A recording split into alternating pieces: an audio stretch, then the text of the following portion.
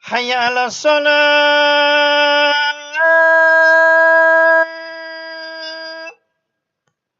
حي على الصلاة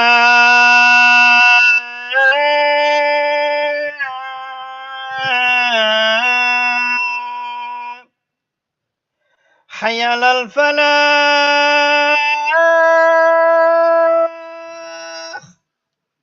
حي على الفلاح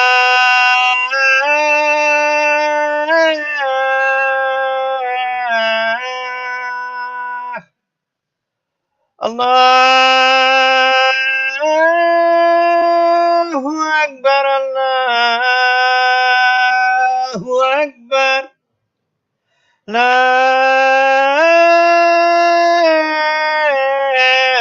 إله إلا الله.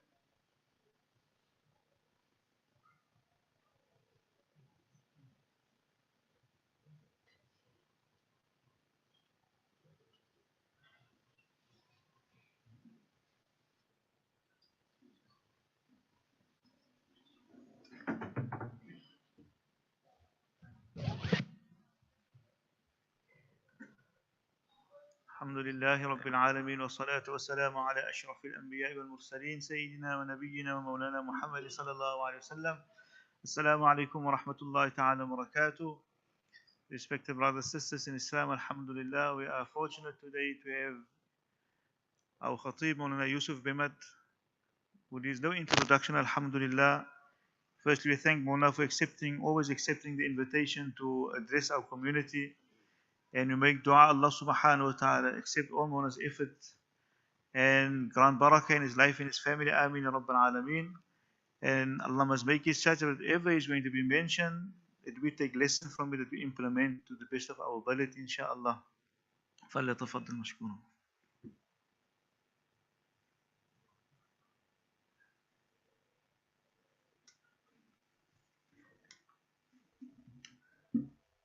بسم الله الرحمن الرحيم نحمده ونصلي ونسلم على رسوله الكريم قال الله سبحانه وتعالى في محكم تنزيله بعد أعوذ بالله من الشيطان الرجيم بسم الله الرحمن الرحيم ومن الناس من يشتري لهو الحديث ليضل عن سبيل الله بغير علم ويتخذها هزوا أولئك لهم عذاب مهين صدق الله العظيم. My dear respected elders and brothers, Assalamu alaikum wa rahmatullahi ta'ala wa barakatuh. Alhamdulillah, it's indeed an honor to be here back at Masjid al-Taqwa. May Allah Ta'ala reward Sheikh Mukhtar, Moulana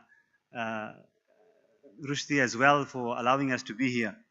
While we are here, it's really, we think back and we remember Sheikh Shamil, rahimahullah. May Allah Ta'ala really raise his status in Jannah and really accept all the efforts that he's done for Port Elizabeth and for myself particularly throughout his life. I really benefited from him, and may Allah Ta'ala really reward him abundantly for that. My dear respected elders and brothers, it is the month of Ramadan, the blessed and Mubarak month of Ramadan that we have been waiting for a long time, for 11 months, and finally it has come, and very soon it will be departing.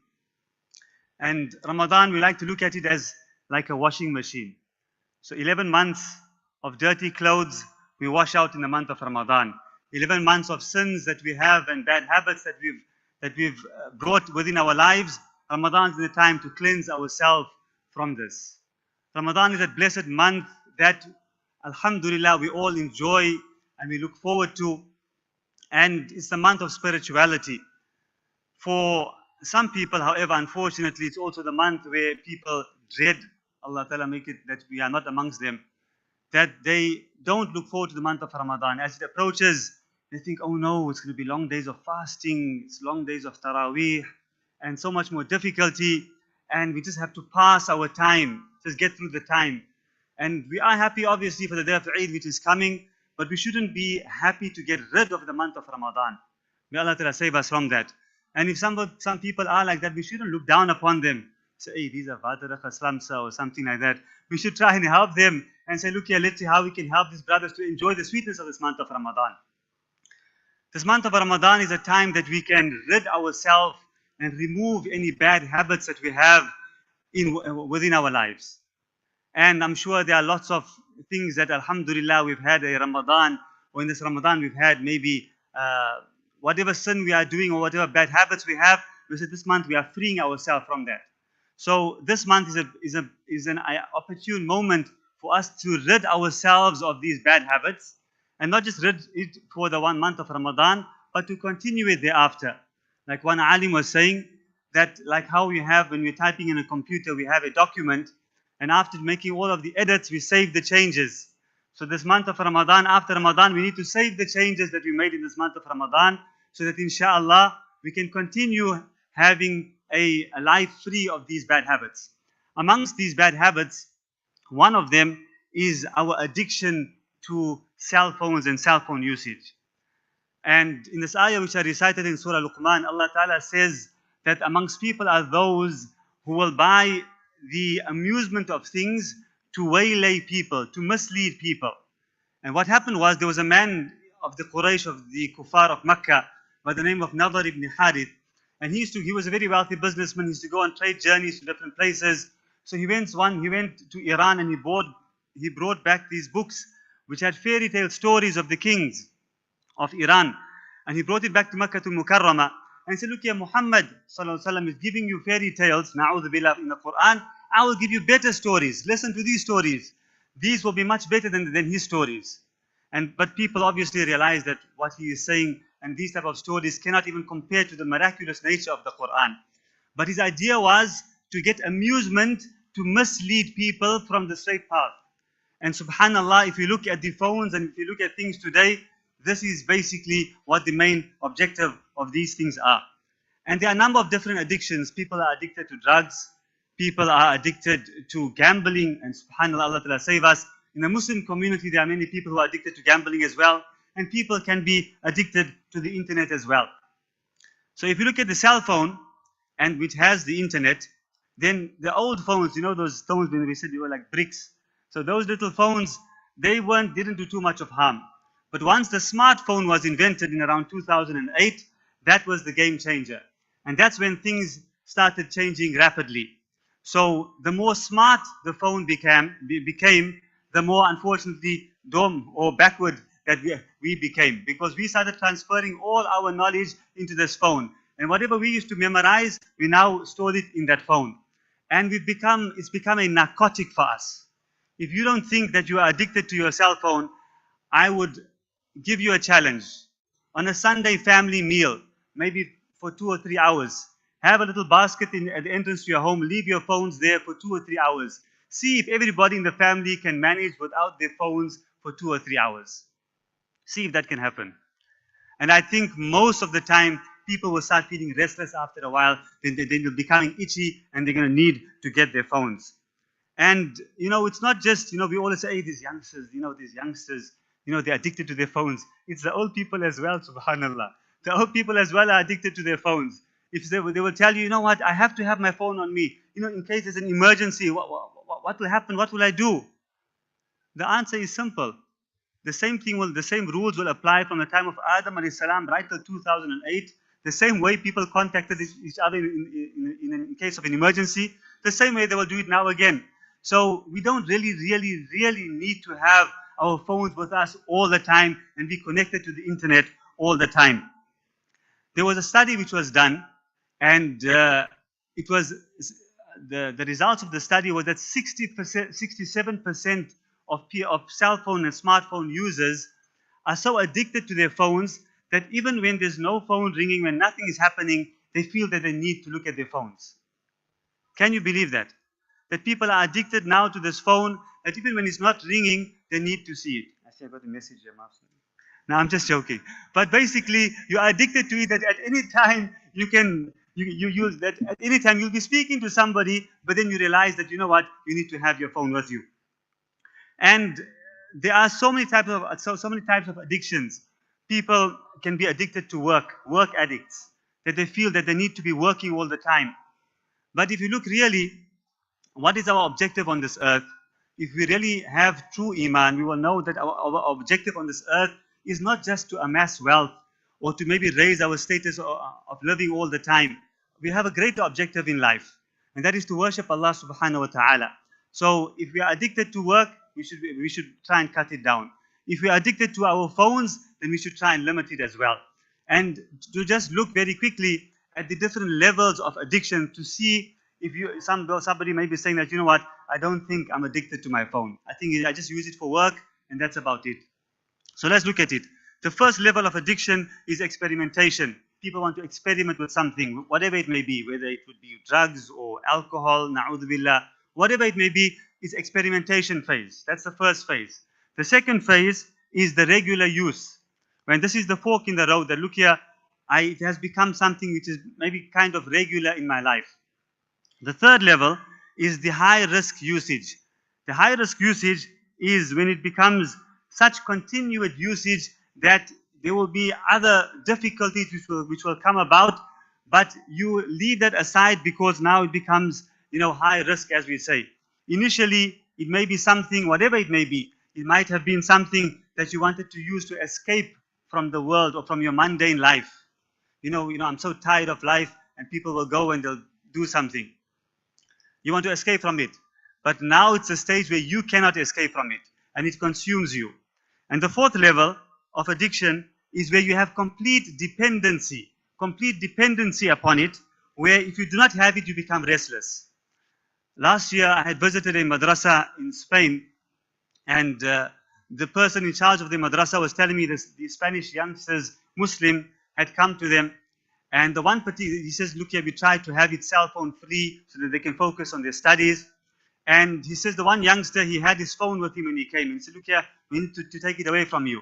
So they took it away from him for 1 day. For 1 day. He said this youngster became restless. Every few minutes he was putting his hand on his pocket to feel for his phone. He was trying to think. He became physically disturbed because he didn't have his phone with him. He became itchy. He became nervous. He became worried. Where's my phone? Where's my phone? Something is wrong.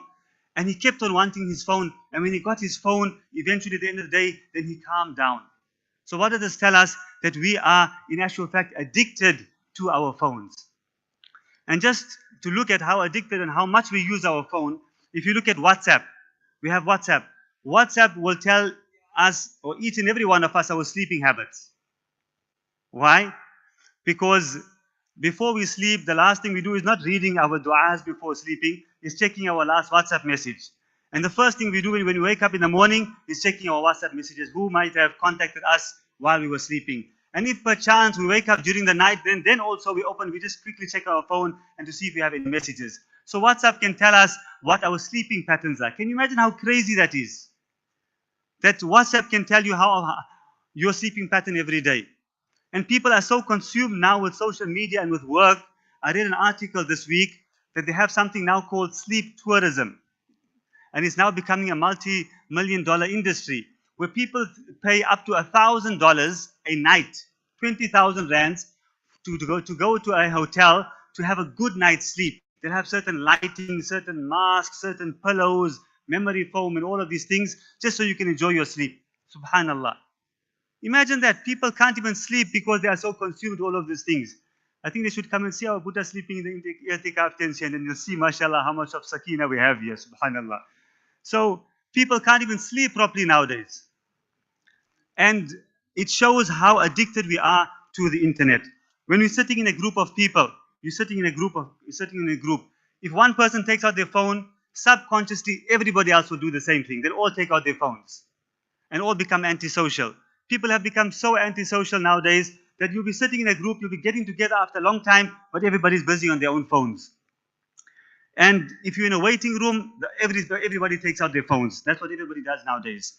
If you just think, it's only been 15 years since we have this smartphone, only been 15 years. But we are addicted to it to unfathomable levels. We cannot understand how addicted we are to this phone. And there are a few ways that people are addicted to it, and I'll run through them very quickly.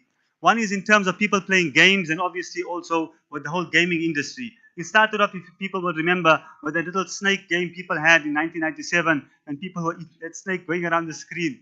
And then it was developed by a Finnish engineer, I think, in 1997. But since then, it's developed into now $1 billion industry.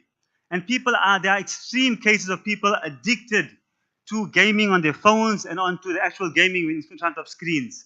There was a lady, a mother with young children, who was addicted. She was eventually convicted. This is not something I'm making up. She was convicted because she was so addicted to gaming that she gave her children cold tin baked beans for days on end. She didn't feed her dog. Her dog starved to death just because she was addicted to gaming. There was a man in China who played his game for 3 days consecutively without sleeping. Eventually, he was at the internet cafe. He passed out. He was rushed to hospital, and he died because he was addicted to gaming. And like this, there are so many other people in China now. They have to limit the hours of gaming to like 3 hours for children because they are so addicted to gaming. And there was one sheikh I met in Dagestan. We all know Dagestan, where the fighter Khateeb comes from. So the people there are all tough. So the one sheikh I met there, his name was Sheikh Yahya. He was telling me, the brother who was with him was telling me that his son, who was a very brilliant youngster, a strong youngster, got addicted to gaming. So he said, no, I'll show you and I'll sort you out. So he had, at their homes there in Dagestan, in southern Russia, they have cellars in their homes. He said, don't worry, I'll teach you a lesson. So he took his son to the cellar. He said, no, just sit here, inshallah, and I will be the one who will look after you. So he locked him up in that cellar for 1 full month. He was the only person who came and gave him food. And he says, you wait here and I'll give you some Quran, whatever to read. And after 1 month, alhamdulillah, the brother was completely cured, where he had broken that addiction. So that's really extreme way of doing it, but people get addicted that you have to go to such extreme measures to remove it from them. And we've become slaves of tech nowadays, where instead of Abdullah and Abdul Rahman, we are now Abdul Net and Abdul Jawal and Abdul Mobile. That is the type of people we've become, na'udhu billah, where we are so, it has completely consumed us. Completely consumed us. If you look at privacy, people before used to value the privacy. You know what, I'm a very private person. You know, if you go shopping with a trolley and somebody sees your trolley, say, hey, I see you like fishing. I must tell you there's another shop. You say, brother, stop being so snoopy. Mind your own business. I'm doing what I need to do. Now when we do online shopping, there'll be 100 different companies tracking exactly what we're buying, what we're doing, our likes and dislikes, and they'll be following us, and we are completely happy with it. People say, you know, that there all of the social media, Facebook and Instagram, all of these things, they're all free. Nothing is free, my brother. You are being sold. If you look at Facebook, they will track you while you're using the app, or when you're not using it, all your other activity on your phone is being tracked by them, and you gave them consent to do that. And all of that information is sold to companies. Each one of you are being, your information is being sold at $7 a year. $7 a year Facebook is making off you of all your likes and dislikes and all of your activity on your phone. And you are selling it to them, and you are happy to do so. Subhanallah. This is how addicted we are. And there are people who will tell you, somebody did research, they said, look here, I contacted one of these companies to find out what information do they have on me. They sent them a 300-page document. After reading all of this, the person said, you know what, I still couldn't leave the social media. I still went and I downloaded the same app again after deleting it, because we are addicted to it so much. If you look at the people that own and who've created and invented these things, if you look at Steve Jobs, he didn't allow his children, and it's recorded, you can look at it, you can research it, he didn't allow his children to use iPads, to use these things which he created, because he knows and he knew how detrimental it is to kids. Bill Gates said he doesn't allow his kids up to the age of 14 to even use technology, and after that it's limited, because they know the harms of it. There are two industries that call the consumers users. One is the drug industry, and one is the software industry. They are both, because they are both addicts. Subhanallah. And this is something we should be thinking about. If you look at photos, in the past people had these cameras where you had to develop the films. You could only take 30 photos or 50, whatever it may be. So people were very wary. I need to take the photo exact correct angle and whatever it may be. Now people are taking wholesale photos of everything. Thousands of photos of everything they are doing, what they're eating, everything they're doing. I'm sleeping now. This is how I sleep. This is how I eat. This is what I do. What is that? It's ridiculous. People are consumed totally by this phone and this photography and the image. Subhanallah, people who go for Umrah will tell you that when you go for Umrah, it's a time to focus on Allah subhanahu wa ta'ala, time to focus on the Kaaba and really give yourself over to Allah subhanahu wa ta'ala. A time where you connect with Allah subhanahu wa ta'ala. At that time, at that Mubarak and blessed time in the Tawaf, where there's at least 10,000 people making Tawaf, you'll find people taking selfies there in the middle of everybody. In front of they're holding up the whole Tawaf. For what? They're obsessed. They're obsessed with taking photos. And not just one. They'll be taking video calls and telling the auntie, and they're showing the auntie, everybody's walking past looking at the auntie on their phone there, and they're carrying on making Tawaf like this. It's ridiculous. People cannot, they just photo upon photo upon photo. When people sit down before Salah, now it's at the time of Adhan, everybody's taking out their phones, everybody's videoing and taking photos of themselves. People are so obsessed with themselves nowadays that they are doing so many things to their bodies, cosmetic surgery. They're not happy with their nose and with their eyes and with their ears and with their toes, and everything is being changed now, cosmetic surgery to make them look in a certain way. And there's something called body dysmorphic order, where people are unhappy with the way they look and they're becoming depressed because of it. Because there's this whole image that I have to look like this on Instagram and wherever it may be. They did another research on Instagram. They took 300 people, females, and reality versus Instagram, their photos, and they found that most of it was ridiculously fake. Everything was photoshopped. Everything.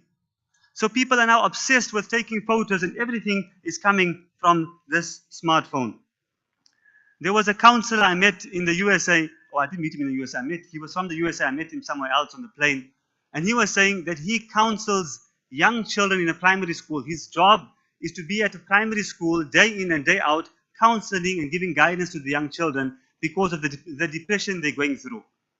And a lot of it is because of, or most of it is because of social media. Whether it's bullying on social media, whether it's because they don't feel that they don't have confidence because people are mocking them and they're shaming them on the internet, and all of that is because of the social media and because of the phone. So now that we are kind of understand how addicted we are to phones and how bad this thing really is, what can we do to rid ourselves and to try and cleanse ourselves in this Mubarak month of Ramadan? This month is here. What can we do to try and change our lives?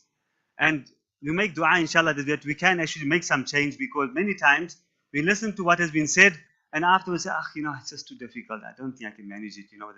This is my life. I have to do this. I have to post. I've got so many followers. They all want to see what I'm doing. This fake life that I'm living, that I'm leading, they all want to see. There'll be so many of these people, they'll be in complete depression. They'll tell you they're having a terrible life, and they post this beautiful meal, and you think, subhanallah, what a lovely, tasty meal. But that meal has gone cold because they were taking hundreds of photos before that, and they can't even eat the food as well because they got diabetes and they got this and whatever. But you think, hey, that's the life, subhanallah. So it's all fake. So what can we do? The depressing and simple solution, my dear brothers and sisters, is that we have to get off the screen. We have to limit the time that we use. Definitely there is benefit in it. Without this, people will know, people who are in business before, they had to write letters and use faxes and do this. Now a quick email and a WhatsApp, you can get so much of work done. Definitely there's benefit in it. But the harms far outweigh the benefit in it. So we have to limit our screen time. We have to see how we can be really strict with our family, where everybody has certain times that we use it and certain times where that we don't use our phones at all. So the first thing is we need to limit our screen time. The second thing is to get outside, especially for our young children. Children should never, ever, ever have a phone. It's the worst thing you could ever do to give a child a phone. If any child, even younger than 16, has a phone, you are doing a disservice to that child. You are corrupting that child. That child is growing up abnormal. We have a whole generation of abnormal children. Your children are abnormal. Let me tell you that, brothers and sisters. Your children are abnormal. Look at yourselves. When you grew up, you were playing soccer, you were running, you were jumping, you were climbing trees, you were doing things. Are the children doing that today? No, they're not. They're jumping trees on a game on the phone. They're playing soccer on the phone. Everything's on the phone or on the screen. They are completely abnormal. Their bodies aren't even developing normally. There are children, if you look at Korea, I think 96% of the kids in Korea, where they are all so tech savvy, have myopia, which is an eye ailment because of screen time. In other countries where people are spending more time outside, it's much less. So definitely there are physical and emotional and spiritual harms for having phones and having this thing all the time. And lastly, people should spend time with their families together. Families, when you are having a meal or doing something, or it's the day of Eid which has come, make sure that there are no cell phones. Have a basket or have something where you leave the phones and people can at least focus on one another. And people can spend time with one another. This is what is going to reinculcate the love and muhabba in families and rid us of this addiction, inshallah ta'ala. If we say that we love Allah subhanahu wa ta'ala, let's take an example before we end off. It's 1 o'clock. If there's a husband and he's out with his friends every day, every night, he's doing his things, he has his hobbies, he's doing this, doing that, and he comes home and he tells his wife, "Oh, my wife, I really love you." She will say, "Hey, you could fly a kite, man. What love me? You haven't been here for the whole week. Where are you coming from? How can you tell me you love me? You don't love me." So in the same way, if we have to come on the day of Qiyamah in front of Allah subhanahu wa ta'ala and say, "Oh Allah, that during Taraweeh, during the fast, I was addicted to something else. I was doing something which was misleading me, taking me away from your remembrance all the time. I had, I don't know how many hours of screen time every day. I was distracted completely. Oh Allah, I love you." Allah Ta'ala will say, "You did not love me. You loved your wealth. You loved everything else besides me." May Allah Ta'ala save us from that.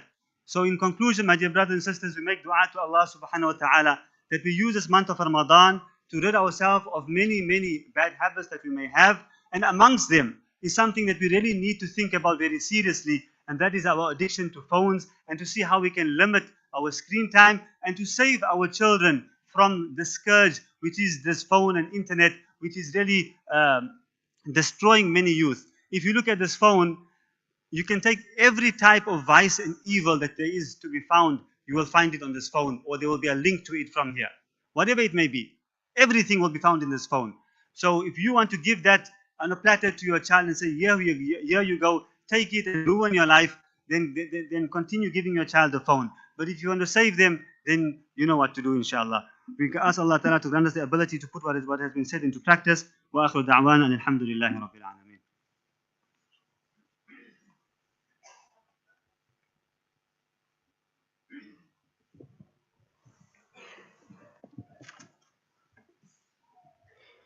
الله أكبر الله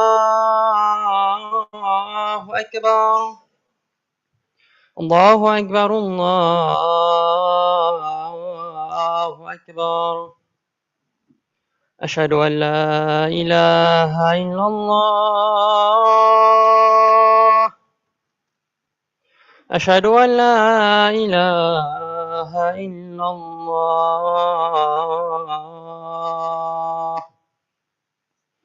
أشهد أن محمدا رسول الله أشهد أن محمدا رسول الله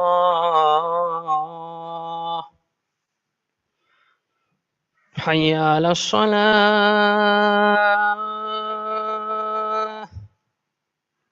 حي على الصلاة حي على الفلاح حي على الفلاح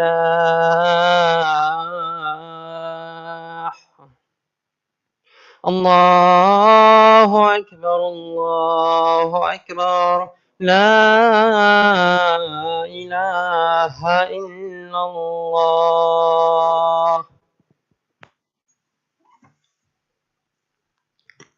الحمد لله حمدا يوافي نعمه ويكافئ مزيده.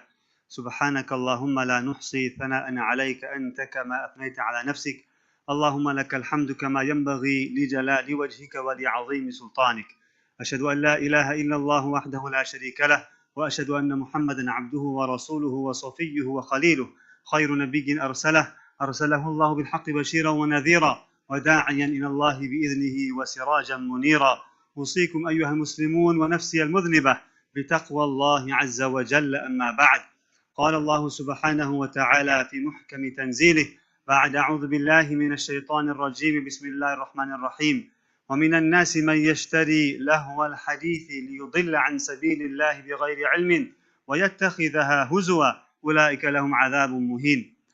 صدق الله العظيم. فسبب نزول هذه الآية يا إخواني في الله أن رجلا من قريش التاجر نضر بن حارث قد اشترى كتبا في إيران فيها حكايات وقصص عن ملوك إيران، واشترى ذلك ليضل الناس عن الله سبحانه وتعالى، فرجع إلى مكة وأراد أن يضل الناس عن القرآن. ولكن سبحان الله بعد مرور الزمان ماذا نرى؟ نشاهد أن تلك الحكايات قد نسيت وقد بقى القرآن، فما زال القرآن يردد يوميا الحمد لله. فمن لهو الحديث استخدام الجوال، فصرنا نعوذ بالله مثل مدمن الخمر، فصرنا مدمن النت ومدمن الجوال، فلا نستطيع أن نتركها. وفي هذا الشهر المبارك هو شهر فيها لحظات ثمينة، فعلينا أن نستخدمها لنترك عاداتنا الرذيلة. فنسأل الله أن يوفقنا بأن نترك هذه العادات في هذا الشهر المبارك. أقول قولي هذا وأستغفر الله لي ولكم ولسائر المسلمين من كل ذنب فاستغفروه إنه هو الغفور الرحيم.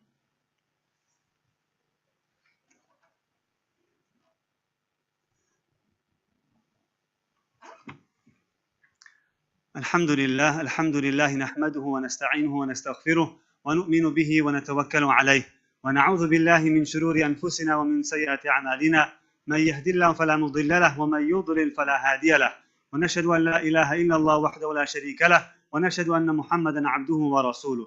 قال الله سبحانه وتعالى: إن الله وملائكته يصلون على النبي يا أيها الذين آمنوا صلوا عليه وسلموا تسليما. اللهم صل وسلم وبارك على سيدنا محمد وعلى آله وأصحابه أجمعين، خصوصا على الخلفاء الراشدين المهديين أبي بكر وعمر وعثمان وعلي رضي الله تعالى عنهم، وعلى عميه المعظمين بين الناس الحمزة والعباس، وعلى سبطه الشريفين الحسن والحسين، وعلى أمهات المؤمنين زينب ورقية، وعلى أمهات المؤمنين خديجة وحفصة وعائشة رضي الله تعالى عنهن، وعلى بناته الطاهرات زينب ورقية وأم كلثوم وفاطمة رضي الله تعالى عنهن. اللهم اغفر لهم وارحمهم. قال الله سبحانه وتعالى: يا إخواني في الله، إن الله وملائكته يصلون على النبي يا أيها الذين آمنوا صلوا عليه وسلموا تسليما. اللهم صل وسلم وبارك على سيدنا محمد. قال الله سبحانه وتعالى: إن الله يأمر بالعدل والإحسان وإيتاء ذي القربى وينهى عن الفحشاء والمنكر والبغي يعظكم لعلكم تذكرون. قال الله: فاذكروني أذكركم واشكروا لي ولا تكفرون.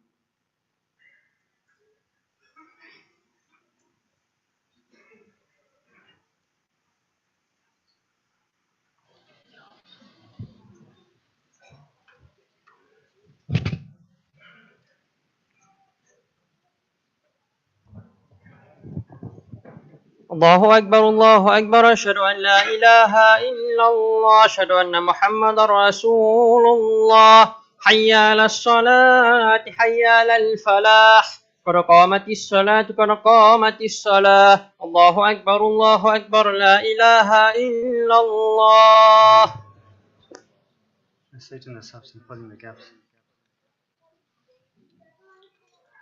الله أكبر.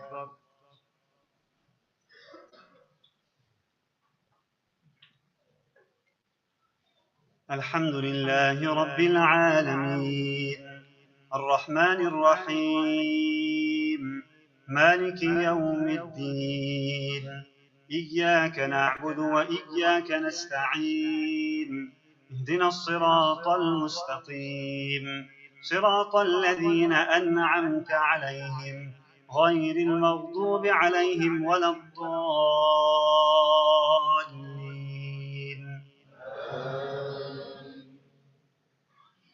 سبح اسم ربك الأعلى الذي خلق فسوى والذي قدر فهدى والذي أخرج المرعى فجعله غثاء أحوى. سنقرئك فلا تنسى إلا ما شاء الله، إنه يعلم الجهر وما يخفى. ونيسرك لليسرى فذكر إن نفعت الذكرى. سيذكر من يخشى ويتجنبها الأشقى الذي يصلى النار الكبرى ثم لا يموت فيها ولا يحيا. قد أفلح من تزكى وذكر اسم ربه فصلى. بل تؤثرون الحياة الدنيا والآخرة خير وأبقى. إن هذا لفي الصحف الأولى، صحف إبراهيم وموسى. الله أكبر.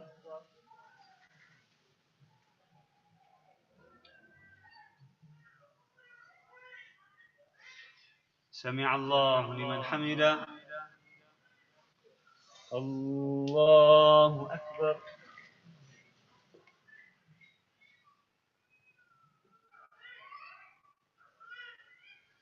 الله أكبر.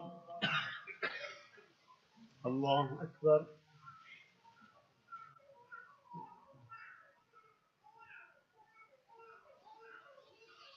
الله أكبر.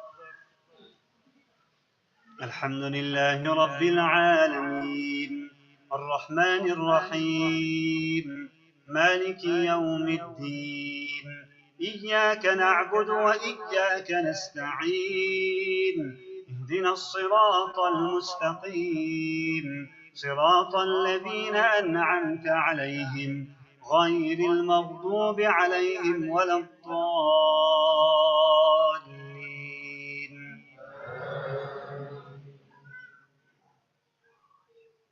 والتين والزيتون وطور سينين وهذا البلد الأمين لقد خلقنا الإنسان في أحسن تقويم ثم رددناه أسفل سافلين إلا الذين آمنوا وعملوا الصالحات فلهم أجر غير ممنون. فما يكذبك بعد بالدين أليس الله بأحكم الحاكمين. الله أكبر.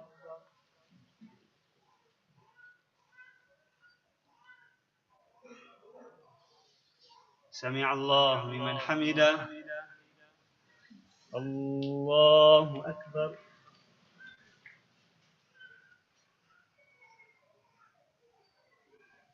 الله أكبر. الله أكبر.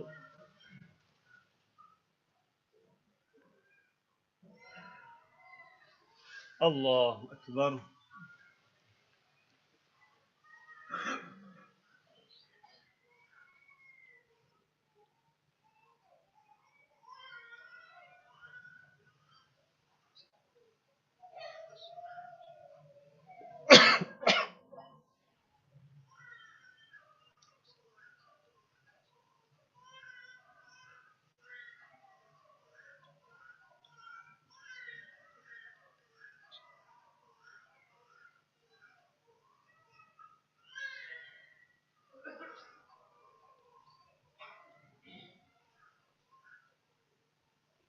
السلام عليكم ورحمة الله. السلام عليكم ورحمة الله.